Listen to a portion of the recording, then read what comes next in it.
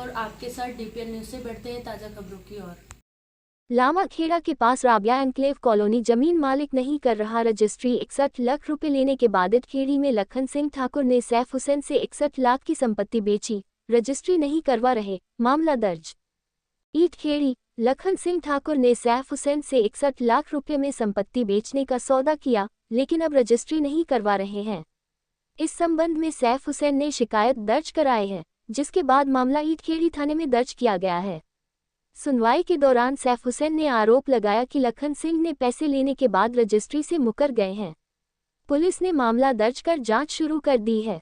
स्थानीय लोगों में इस मामले को लेकर चर्चा बनी हुई है और पुलिस सभी तथ्यों की जांच कर रही है। संचालक से अधिक जानकारी की उनके साथ प्रतीक्षा ऐसी की जा घटना रही घटी है कि जिनसे उनने जमीन ली थी, उस जमीन का 61 लाख रुपए उस पार्टी के पास ज़्यादा जाने के बाद वो अब रजिस्ट्री कराने को तैयार नहीं है। सर, क्या मामला है? मामला ये है कि मैंने रावी इनक्लेव करके एक कॉलोनी काटी थी, जिसको मैंने पूर्व में लाखन सिंह के पुत्र कमल सिंह से ख़रीदी थी, कमल सिंह ठाकुर से ख़रीदी थी। और इसमें जब मैंने पूरा डेवलपमेंट कर दिया, यानी कि सीवर लाइन कर दी, मैंने इसके अंदर बिजली की लाइटें, मतलब स्ट्रीट लाइटें लगा दी, खंबे लगा दिए और पानी की लाइनें भी डाल दी, पानी की लाइन डाल दी, प्लास्टिक की पूरी सारी कंप्लीट कर दी मैंने।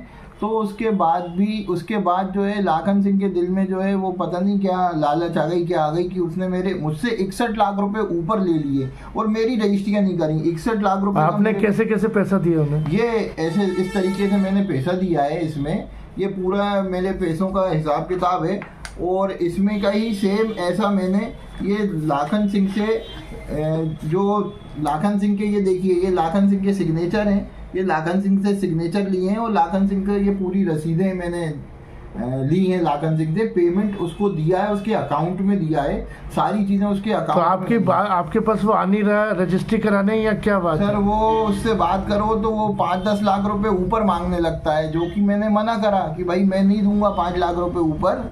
तुमको जो रजिस्ट्री जो करनी है वो करो मेरी रजिस्ट्री, और बाकी जो रजिस्ट्री है वो मैं पीडीसी दे के अपने नाम रजिस्ट्री करा लेता हूँ और तुम्हारे प्लॉट बेच देता हूँ 6 महीने के अंदर। पर वो ना मुझे टाइम दे रहा है, ना मेरी रजिस्ट्री कर रहा है, ना मुझसे पीडीसी। कई बार हमने कोशिश करी उससे कॉम्प्रोमाइज़ करने की, पर वो क्या करता है कि वो कुछ और कह देता है और उसके बाद फिर वो गायब हो जाता है। इसका आपने मामला थाने में तक ले? हाँ, मैंने ईटखेड़ी थाने में दे रखा है। पूरी सूचना, पूरा संज्ञान ईटखेड़ी थाने में है और ईटखेड़ी थाने में बाकायदा मेरी पूरी फाइल बनी हुई है, मेरे बयान हुए हैं ईटखेड़ी थाने में, सारी चीज़ें कंप्लीट हैं उसमें वहाँ पर। तो अब आप थाने से सुनवाई नहीं होगी तो कहाँ जाएंगे?